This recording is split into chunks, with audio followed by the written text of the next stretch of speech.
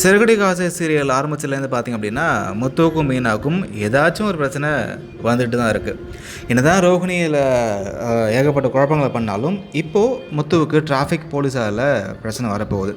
So அவரும் பார்த்திங்கன்னா எப்போ முத்துவை பழி வாங்கலாம் அப்படின்னு காத்துட்ருக்காரு.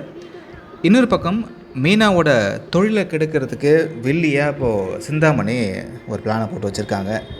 இப்போ கூட சேர்ந்து விஜயாவும் மாட்டிகிட்ருக்காங்க.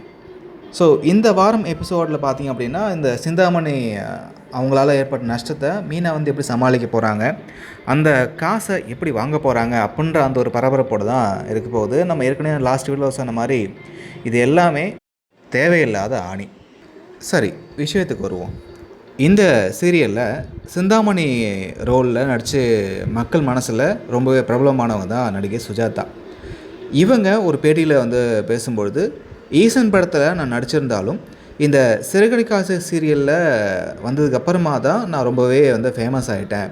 ஸோ நான் வந்து ரொம்ப கம்மியான எபிசோட்ஸ் வந்து நடிச்சிருந்தாலும் மக்களை நல்லா அடையாளம் கண்டுபிடிக்கிறாங்க அப்படின்ற மாதிரி சொல்லியிருந்தாங்க.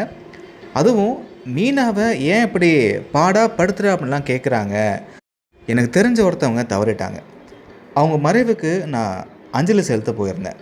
அப்போது ஒரு சின்ன பையன்கிட்ட ஓடி வந்து, இந்த பாருங்க சிந்தாமணி, நீங்கள் மீனாவை ரொம்ப சீண்டு பார்க்குறீங்க, இது சரியில்லைன்னு சொல்லி என்னை மிரட்டு போனான். எனக்கு அப்படியே ஷாக் ஆகிடுச்சு.